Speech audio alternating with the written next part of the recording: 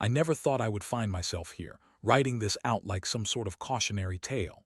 My name is Jake, and this is my story about the unraveling of my marriage to Lisa, whom I once thought was the love of my life. We had been married for 5 years, and like most couples, we had our ups and downs. But all relationships have their challenges, right? I just didn't expect the challenge to be infidelity. It started subtly. We were busy with work, life, and the mundanity of everyday existence. Lisa had that job at the marketing firm that kept her late more often than not. I was busy with my own career as a software developer. We had our routines, and honestly, I let my guard down. I thought she was just stressed from work, and I didn't think much of it when she stopped initiating our usual movie nights. Instead, I found myself binge-watching shows alone, believing it was just a phase. But then there were the little things. The late-night texts she would hastily hide when I walked into the room, the sudden need for privacy with her phone, and the way she started to dress up more when she went out, even for errands. I brushed it off at first. Maybe she was just trying to feel good about herself, right? Wrong. My gut was telling me something was off, but I didn't listen until it was too late. The tipping point came one night when I woke up at 4 a.m. to the sound of whispering. I squinted at the clock and thought maybe I was dreaming. The kitchen light was on. I got up, rubbing the sleep from my eyes, and headed towards the sound. To my disbelief, Lisa wasn't in bed. When I peeked around the corner, I saw her standing there, phone in hand, whispering to someone. I felt a cold rush of dread wash over me. But as I got closer, she suddenly turned off the light and slipped her phone into her pocket, saying she was just getting a glass of water. I played it cool, pretending I was still half asleep, but inside I was raging. I confronted her about it the next morning, and Lisa's response was a mix of irritation and dismissal. "I was asleep, Jake. You're imagining things," she snapped, rolling her eyes at. I let it slide that time, thinking maybe it was just a misunderstanding, but the seed of distrust had been planted and I couldn't shake it off. I began to snoop, yes, I admit it. I looked through her phone while she was in the shower. I found nothing incriminating, but her constant need for privacy and the way she acted made me uneasy. My mind raced with possibilities. Maybe I was being paranoid, or maybe my instincts were right. Days turned into weeks, and I started noticing more signs. I found a receipt for a fancy restaurant I knew she had not taken me to. She claimed it was a work dinner, but something didn't sit right. Then one day, I caught her in a lie about a weekend trip with friends.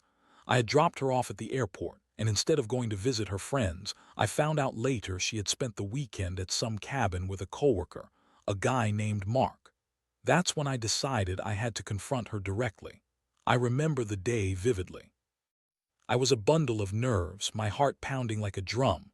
I knew the truth, and I needed to hear it from her mouth. As she walked through the door, I could tell she felt something was off. The casual "hey" was laced with hesitation. I wasted no time, asking her point-blank about Mark, the restaurant, everything. Her face paled, and I watched as she scrambled for excuses. She claimed it was harmless, that Mark was just a friend, and that I was overreacting. The usual manipulation tactics came into play. She started crying, accusing me of being paranoid and jealous.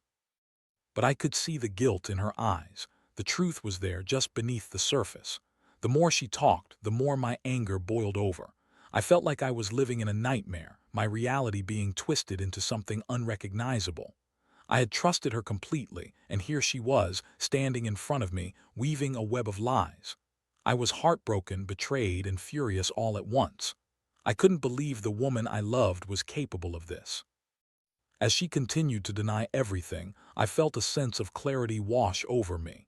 The emotional impact of this entire situation was staggering.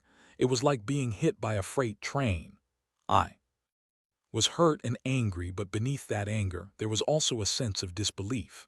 How had I missed the signs? How had I let it get this far? That day marked the beginning of my emotional journey, one that I never anticipated.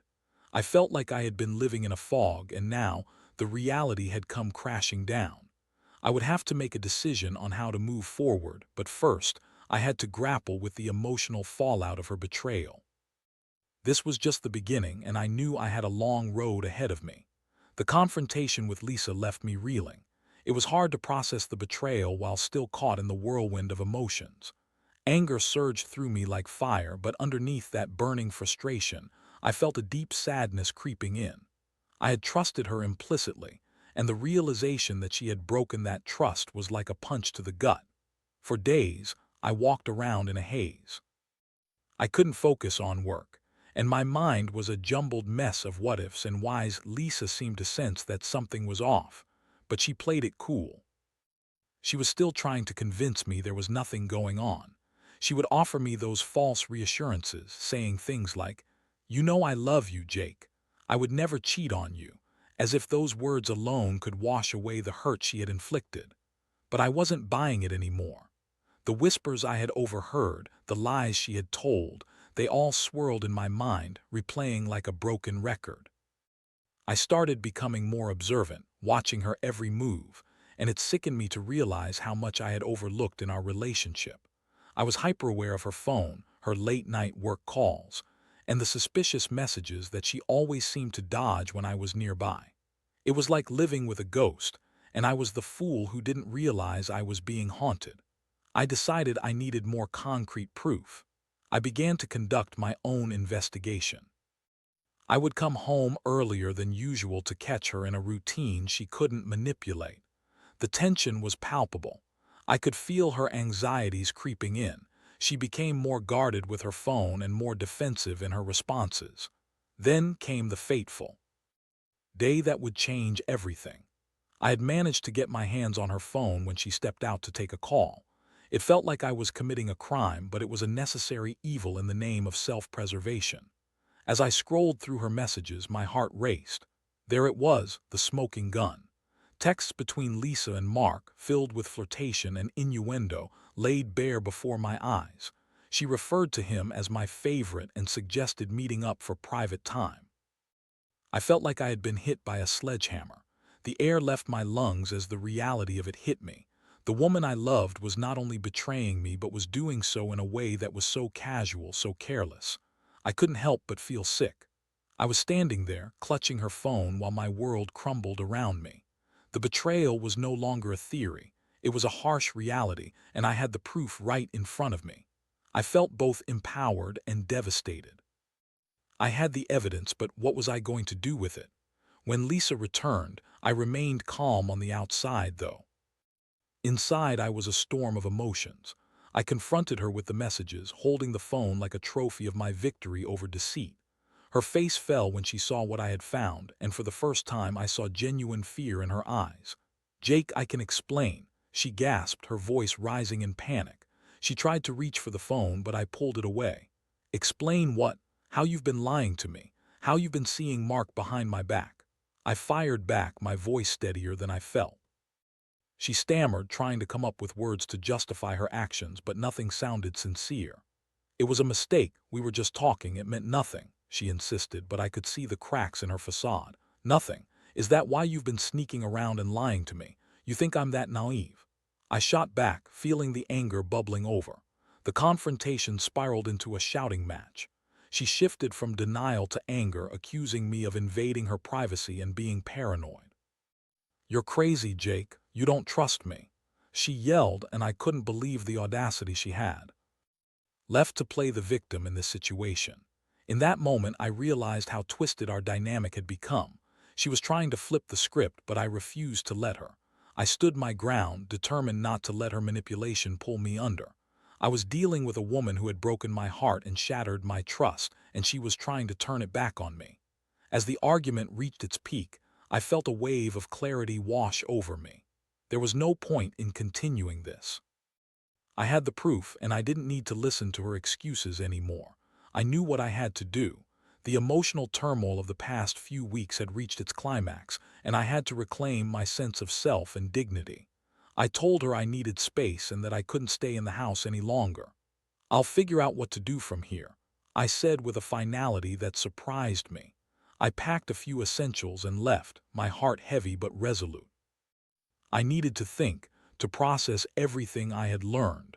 I felt like I was standing on a precipice, peering into the abyss where my relationship used to be. As I drove away, I felt a mix of fear and relief wash over me. The grass was greener on the other side of this wall that had been built between us, but at what cost?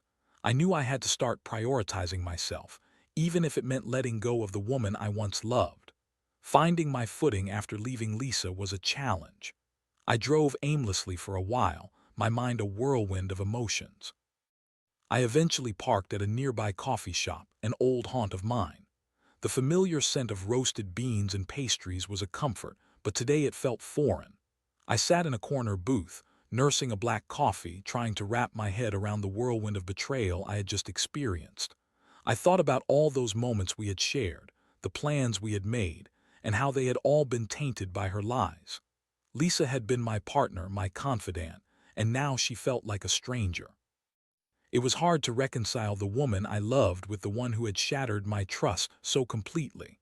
I felt like I was living in a surreal nightmare and I didn't know how to wake up from it. As I sat there, I pulled out my phone and started scrolling through my contacts. I had friends, but I didn't want to burden them with my problems just yet. I didn't want to be the guy who couldn't keep his marriage together, but I needed someone to talk to, someone who would listen without judgment. I hesitated for a moment before deciding to call Ben, my best friend since college. He had always been there for me, and if anyone would understand the depth of my hurt, it would be him. When he answered, I felt a wave of relief. I told him I needed to talk, and he immediately offered to meet me. We agreed to meet at a bar later that evening. Just having someone to confide in felt like a lifeline in the chaos of my emotions. After a long day of wrestling with my thoughts, I met Ben at the bar. He greeted me with his usual easy smile, but the moment he saw my face, that smile faltered. "What's going on, man? You look like you've seen a ghost," he said, concern etched on his features. I took a deep breath, feeling the weight of everything I had to say. As I recounted the events of the past few weeks, the whispers, the lies, the discovery of her affair, I felt a mixture of anger and sadness pour out of me. I could see the disbelief in Ben's eyes as I shared the details. He listened patiently, not interrupting but nodding along as I poured my heart out. When I finished, he took a sip of his beer, setting it down to look me square in the eye. "Jake, I'm so sorry, man, that's brutal. I can't believe she would do that to you," he said, his voice steady but filled with sympathy. "It feels like I've lost everything, Ben. I thought we had a good relationship. We had plans, dreams, and now it's all gone." My voice wavered as I spoke. He nodded, understanding the emotional toll this was taking on me. "You didn't lose everything. You lost her. But you still have yourself, and that counts for something," he said. "You need to figure out what you want moving forward. It's okay to be angry, to feel lost right now." His words resonated with me. I realized I hadn't thought about what I wanted. I had been so wrapped up in the hurt and betrayal that I hadn't considered my future. As we continued to talk, I felt a small flicker of hope igniting within me. Maybe this was the moment for me to reclaim my life and my happiness, no matter what that looked like. I didn't have all the answers yet, but I knew I had to make a decision about my future. That night, I returned to my temporary apartment feeling a little lighter. Ben had suggested I take some time for myself to think things through, to rediscover what I wanted outside of my marriage. I thought about what that meant and how I could begin to rebuild my life. The next few days were filled with reflection. I started journaling, pouring my feelings onto the pages, trying to untangle the mess in my heart and mind. I had always been a logical person, and yet here I was, drowning in emotions I couldn't control. I reconsidered my relationship with Lisa, replaying moments in my mind. I thought about the good times, the laughter, and the love we had shared. But then I'd think of the betrayal, the lies. Every time I tried to remember the happy moments, they were tainted with her dishonesty. I decided to set some boundaries. I didn't want to jump back into a situation that could be more painful than it already was. I sent Lisa a message, letting her know I needed space and time to think. I told her I couldn't be in contact for a while, and that I needed to figure out what I wanted. I felt both empowered and terrified pressing send, but I knew it was necessary. In the following weeks, I focused on myself. I started exercising again, something I had neglected while caught up in the whirlwind of life with Lisa. I went hiking, took long walks, and reconnected with friends. I picked up hobbies I had set aside, like painting and playing guitar. I found solace in these activities, a way to cope with the emotional fallout of my marriage. As I began to heal, I found clarity. I realized that I was worth more than the way I had been treated. The world didn't end because Lisa had cheated on me. It opened up new possibilities for my future. It became clear that I needed to decide if I wanted to salvage our relationship or cut my losses and move on. The emotional impact of Lisa's betrayal had been overwhelming, but I was starting to rise from the ashes. I was ready to confront her again, this time not as a broken man, but as someone who had found his strength. I had learned to value myself and was no longer going to be a pawn in her game. I needed to face her again and figure out what this meant for us, if anything at all. After weeks of reflection and healing, I felt ready to confront Lisa again. I had spent enough time away from her to gather my thoughts and emotions, understanding the gravity of what had happened and recognizing my own worth. The last time we spoke, I had left with a heavy heart, but now I was determined to go in there with clarity and purpose. I decided to meet her at the coffee shop where we used to go on lazy Sunday mornings. The familiarity of the place was comforting, but I knew the conversation ahead wouldn't be easy. I arrived early, taking a seat at a table in the back, and ordered a coffee to steady my nerves. My heart raced as I waited, each tick of the clock amplifying my anxiety. When Lisa walked in, she looked different. Her eyes looked tired, possibly from sleepless nights, and her usual confidence seemed to have dimmed. I remembered the woman I had loved, the one who had once filled my life with joy, and felt a pang of sadness. But I quickly reminded myself why I was there. This wasn't about nostalgia, this was about reclaiming my power. "Jake," she said, her voice laced with uncertainty as she approached the table, "I wasn't sure if you'd actually come." There was a hint of vulnerability in her demeanor, and for a brief moment I almost felt sorry for her, but I shook that feeling off. I had to stay focused. "Thanks for meeting me, Lisa," I said, keeping my tone calm. "I've had time to think, and I want to be honest about where I stand." She nodded, her face a mixture of apprehension and anticipation. I could see that she was bracing herself for whatever was coming next. "I can't ignore what happened between us," I continued. "The affair, the lies, it shattered my trust in you. I need to know if you understand the weight of what you've done and if you're willing to take responsibility for it." Her eyes widened, and she opened her mouth to respond, but I held up my hand, not wanting to let her deflect from the conversation. "I don't want excuses right now, Lisa. I want to know if you're capable of being honest with yourself and with me." She exhaled, visibly shaken by my directness. "I know I messed up, Jake. I've been going through a lot of guilt. I didn't mean for it to happen. I was just caught up in the moment. I interrupted, feeling the anger building again. "You made a choice. You chose to betray my trust. You chose to lie to me, to sneak around behind my back. Those are decisions, not mistakes." The tension hung thick in the air as she tried to gather her thoughts. "I know, and I'm sorry. I didn't think about how it would hurt you. I was stupid, and I regret it deeply." I watched her face, looking for sincerity or signs of remorse. I needed to see if she was truly willing to own what she had done. "Do you think saying you're sorry is enough to fix what you broke?" I asked. "I need to understand if you're willing to do the work to rebuild this relationship, or if you're just saying what you think I want to hear." Lisa looked down, fidgeting with her hands.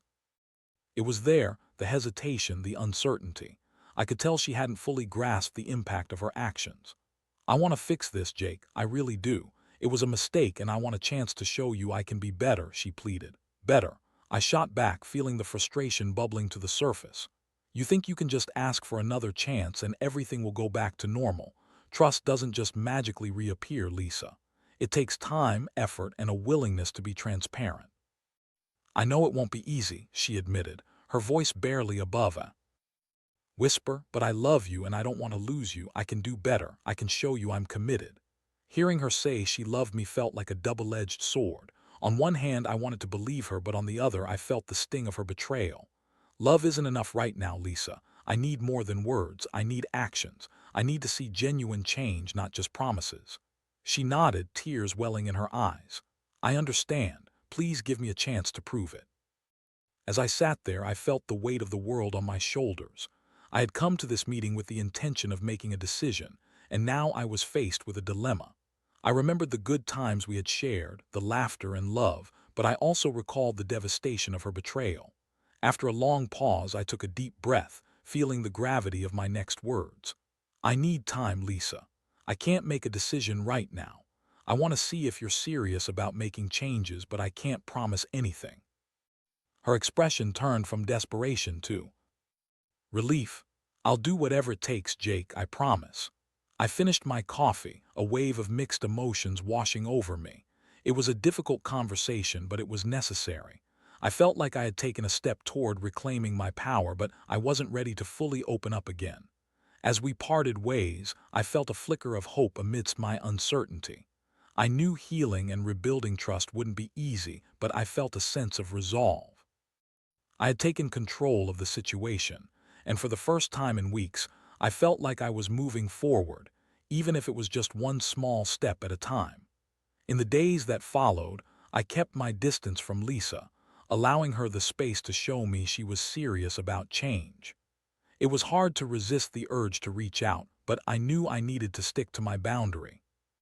I began to notice subtle changes in her behavior. She started posting on social media with a focus on personal growth and transparency. As I watched from afar, I felt a mix of emotions: hope, skepticism, and a hint of curiosity about what the future might hold. I was learning to put myself first, and for the first time in a long while, I felt empowered to make my own choices, regardless of what Lisa's would be. The path ahead was uncertain, but I was determined to navigate it with strength and clarity. The journey of healing was just beginning. Weeks passed, and the silence between Lisa and me grew more comfortable, albeit still tinged with tension. She was trying to show me that she could change, and I had to give her credit for that. She reached out occasionally, a simple text asking how I was doing, and I responded when I felt ready. I wasn't going to ignore her completely, but I also wasn't going to rush back into the relationship. I started attending a support group for people dealing with betrayal and infidelity. It was eye-opening to hear others share their stories. I realized I wasn't alone in this struggle. Many others had faced similar heartaches. The group provided a safe space to vent, to cry, and to heal. Each session helped me piece together my feelings and gain clarity on what I wanted for my future. During one particular session, I met a woman named Sarah. She had a similar story to mine. She had been cheated on by her husband, and she was working through her emotions with remarkable strength. We struck up a friendship, sharing insights and advice on how to reclaim our lives. Sarah became a sounding board for me, someone who understood the complexities of betrayal. As our bond grew, I appreciated having someone outside of my previous life to confide in. Meanwhile, Lisa was still making efforts to show her commitment. She sent me flowers one day with a heartfelt note expressing her love and a desire to make amends. I appreciated the gesture, but I didn't want to be swayed by grand gestures alone. I needed to see consistent change over time. One evening, I received a call from Ben. He had invited me over for dinner, saying he wanted to catch up. I agreed, looking forward to some normalcy amidst the turmoil. As I arrived at his house, I was greeted with the familiar warmth of friendship. We sat in his living room, beers in hand, and I felt a sense of relief wash over me. Talking about life outside of my troubles was refreshing.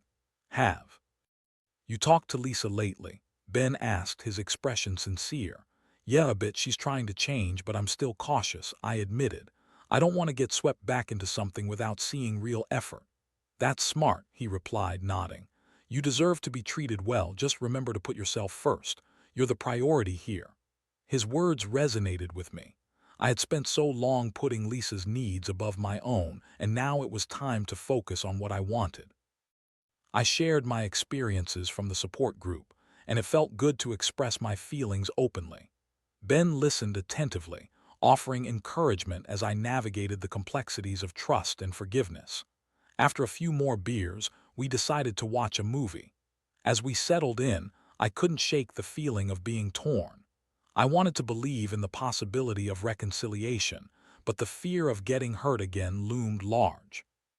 As the evening progressed, I felt a slight shift within myself, a sense of empowerment, a realization that I was healing and growing stronger. That weekend, I decided to visit my family. I hadn't seen them in months, and I figured it would be a good distraction. My parents welcomed me with open arms, and it felt comforting to be surrounded by their love. Over dinner, I opened up about what I had been going through. They listened without judgment, their concern palpable. "Jake, we just want you to be happy," my mom said, reaching for my hand.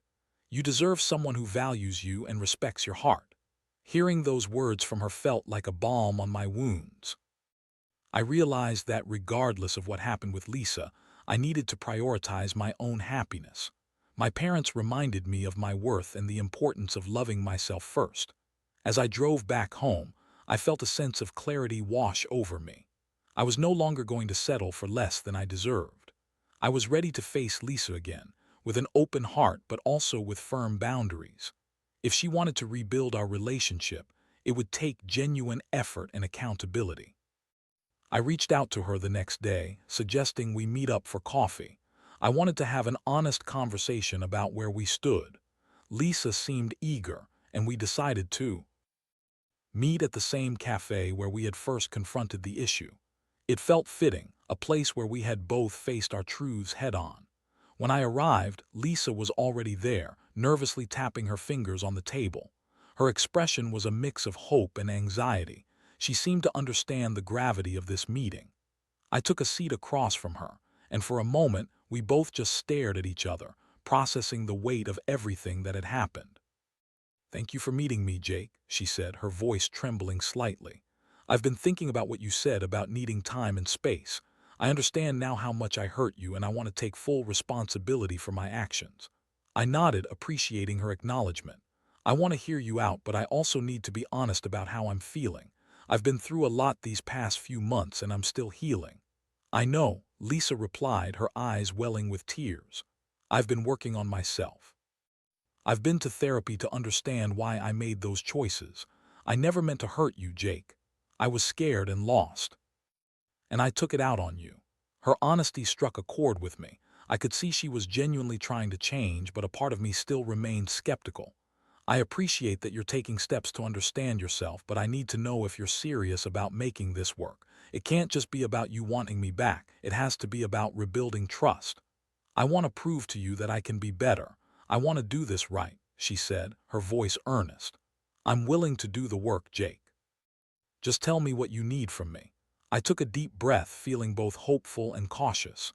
"I need transparency. I need to feel secure, and that means being open about your communication with Mark and anyone else.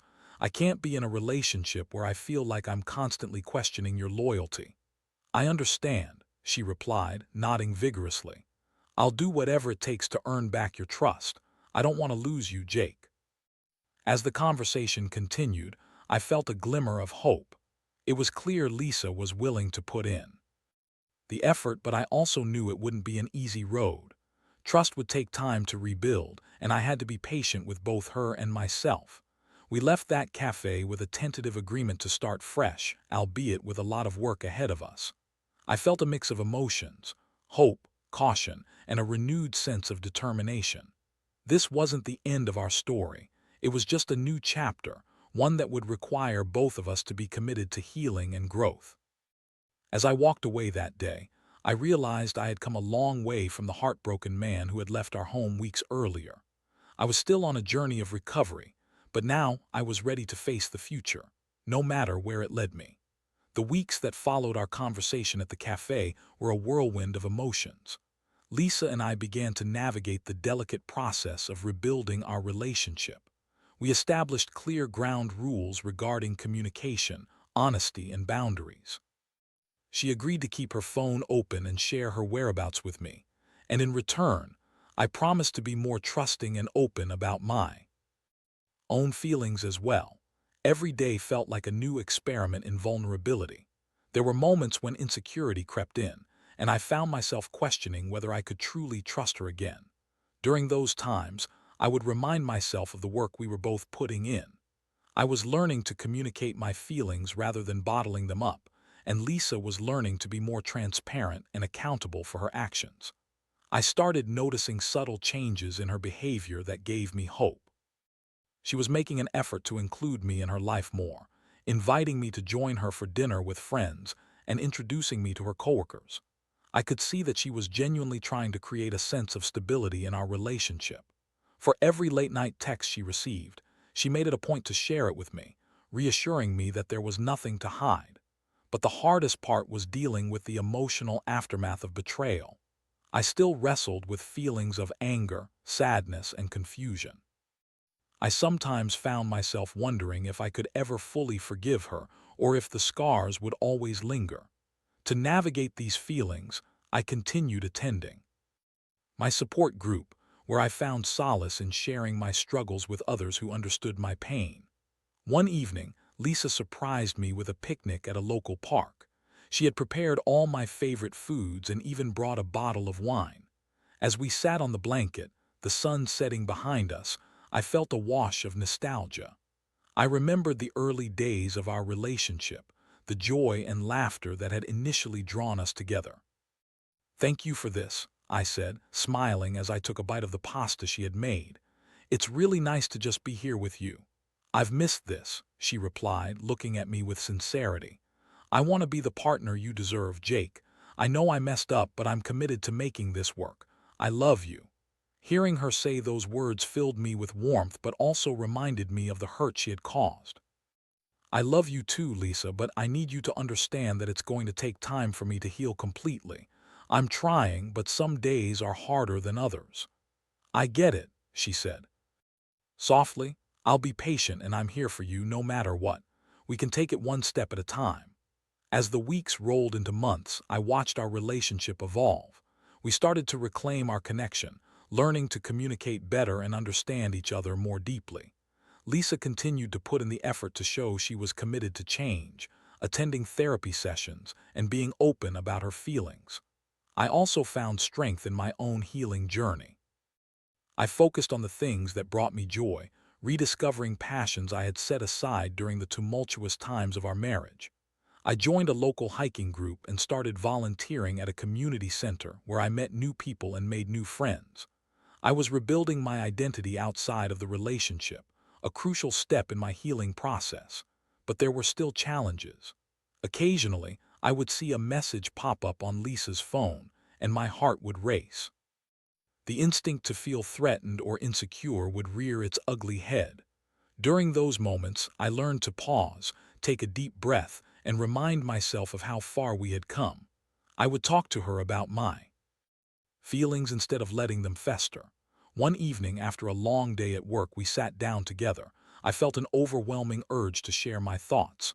"I still struggle sometimes with the feelings of betrayal," I admitted. "There are days when I doubt everything." Lisa reached for my hand, her grip firm and reassuring. "That's okay, Jake. It's completely normal to feel that way after what happened. Just know that I'm here for you and I'm not going anywhere. We're in this together." That commitment gave me a sense of peace. I realized that while the scars of betrayal would always be a part of our story, they didn't have to define us. We were learning to navigate our new normal, and every day we spent together felt like an opportunity for growth. Several months later, I decided to take a leap of faith. I planned a weekend getaway for us, a chance to reconnect and enjoy each other's company away from the routine of everyday life. The trip was a success, filled with laughter, long conversations, and a renewed sense of intimacy.